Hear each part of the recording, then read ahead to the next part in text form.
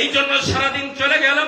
কয়বার তুমি তোমার প্রভুর নাম ধরে ডাকলে, কয়বার আল্লাহ বলে ডাক দিয়েছো।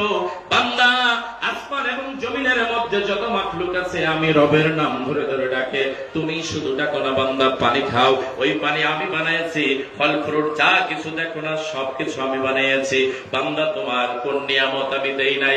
দেখেন না, একটা কাঁঠাল ফল, আম ফলটা বাজারে বিক্রি করার জন্য নিয়ে যায় বাড়ির মালিক সেজে, কিন্তু এই গাছটা যে কে তৈরি করলো, কে সৃষ্টি করলো তাকে ভেবে দেখার দরকার ছিল না? জ্ঞানীদের জন্য তো রয়েছে নিদর্শন। একটু সূর্যকে নিয়েই ভাবেন না, এই যে 9,30,00,000 মাইল দূরের সূর্যটা কে প্রজ্বলিত রেখেছে? এই সূর্যকে কক্ষপথে কি পরিচালনা করে? আমাদের মা বোনেরা ভাত রান্না করে এই চুলার পাশে বসে বসে লাকড়ি ঠেলে দিতে হয় সূর্য নামক চুল্লিতে।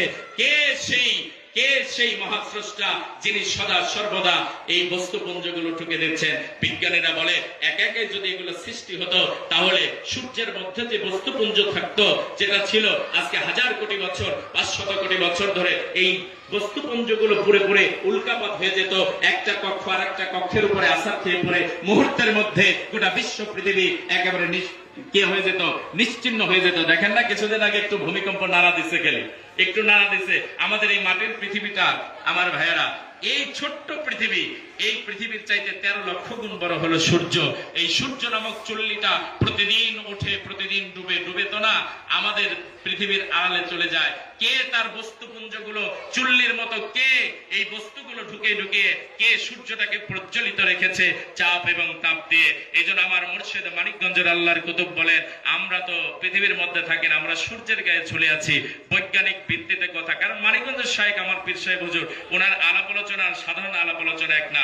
কোরআনের সাথে বিজ্ঞানের মিল নয়, বিজ্ঞানের সাথে কোরআনের মিল নয়, কোরআনের সাথে হলো বিজ্ঞানের মিল। আলহামদুলিল্লাহ। তাফসির অনেকেই করতে পারবে, কিন্তু দেলাওয়ার হোসেন সাইদি সাহেবের মতো তাফসির সবাই পারবে না, ঠিক না? ঠিক। লেখাপড়া করেছে, জ্ঞান দিয়েছিলেন আল্লাহ তাকে।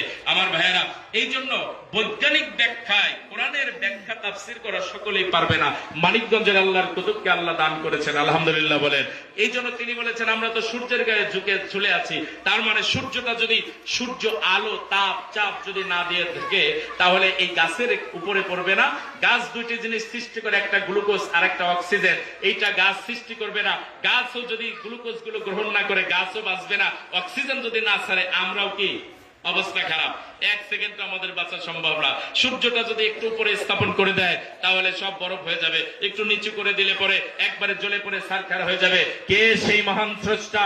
এই জন্য বলা হয়েছে, নিশ্চয় আছেন একজন, নিশ্চয় আছেন একজন, যেই অর্থে আমরা খুঁজি, যেই অর্থে আমরা বুঝি, হয়তো তিনি নাম তেমন। কানের মাঝে কান্টি পাতিকে শোনাই রে দিবস রাতি।